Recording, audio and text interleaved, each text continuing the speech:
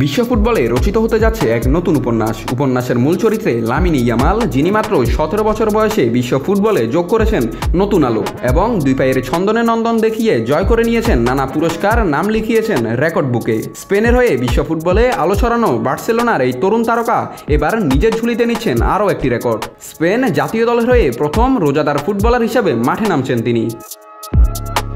এক সপ্তাহ আগে ইউএফা চ্যাম্পিয়ন্স লিগের ম্যাচে বেনফিকার বিপক্ষে রোজা রেখেই খেলতে নেমেছিলেন ইয়ামাল। সে ম্যাচে তিনি দর্শকদের মন জয় করেছিলেন একটি গোল ও একটি অ্যাসিস্ট করে।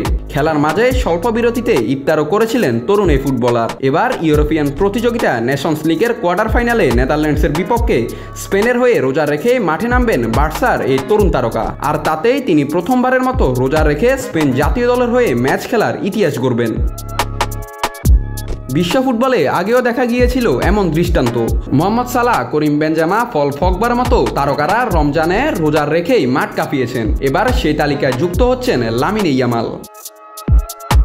স্পেনের সংবাদ মাধ্যমগুলো এই ঘটনাকে দেখছে একটি মাইলফলক হিসাবে। এমনকি ইয়ামালের অনুশীলনেও দেখা গেছে তাকে রোজা রাখতে। তবে নেশনস লিগের ম্যাচের সময় ইফতারের জন্য বিরতি দেওয়া হবে কিনা তা এখনও নিশ্চিত নয়। নাত রাহুল, নিউজ না স্পোর্টস।